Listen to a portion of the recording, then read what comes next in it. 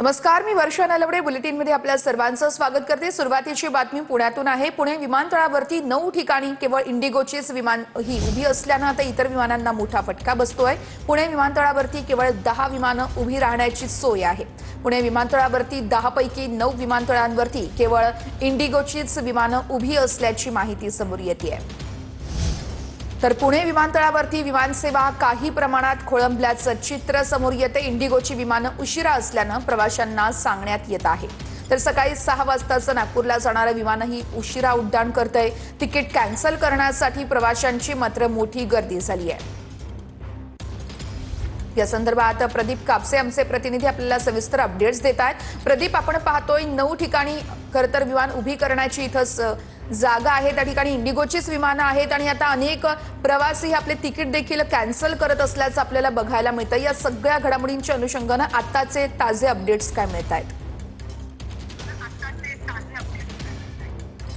वर्ष सध्या इंडिगोच्या तिकीट काउंटरच्या बाहेर आपण पाहतो की प्रवाशांची गर्दी आपल्याला पाहायला मिळते, कारण मोठ्या प्रमाणावरती जवळपास 6 विमानं जे आहेत त्याचं वेळापत्रक जे आहे ते कोलमडलेलं आपल्याला पाहायला मिळतं। त्यामुळे विमानं जे आहेत उशिरांना धावतायत, त्याचा त्रास जो आहे तो प्रवाशांना सहन करावा लागतोय।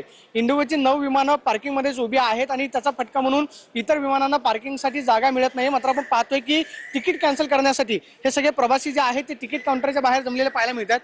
कहाँ जा रहे थे आप, कहाँ से कितने वेट कर रहे? हम पुणे से जोधपुर जा रहे हैं। इनकी तरफ से कोई मैसेज नहीं है इंडिगो की तरफ से कि आपका फ्लाइट कैंसिल हो गया। हम कहां से पता नहीं कहां से किस परिस्थितियों में सुबह 5 बजे उठ के निकले हैं और लेडी भी साथ में, पैसेंजर बच्चे भी साथ में, लेकिन इनकी तरफ से कितने बजे आ गए एयरपोर्ट?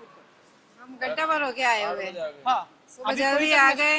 अभी तक कोई हमारे मोबाइल में मैसेज नहीं है कि फ्लाइट कैंसिल हो गई। हम इतना वहाँ से आते ही क्यों? हाँ। अगर ये मैसेज, अच्छा कल भी यहाँ से लोग कहाँ travel कर? कल भी आए थे, कल भी कैंसिल बोला, कल चालू होगी।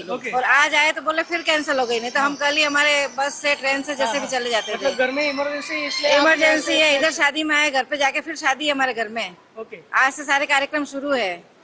अब हम कैसे जाएंगे, क्या है, कोई गाइडलाइन नहीं, कुछ नहीं। कम से कम गाइडलाइन तो देनी चाहिए ना। हाँ, हाँ।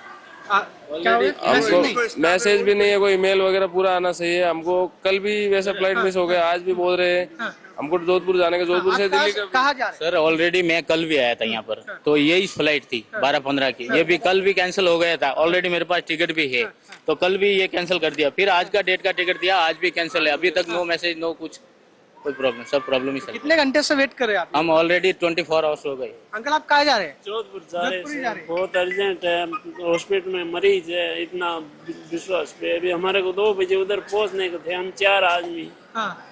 बहुत सीरियस है अभी इसके ओके, लिए। क्या इन्होंने क्या इन्फॉर्मेशन दी आपने जब कुछ नहीं देते गए है नहीं। इन्होंने सीधा बोल दिया कि कैंसिल है, बस कैंसिल। कैंसिल का ही जवाब, उसके बाद कोई जवाब नहीं है।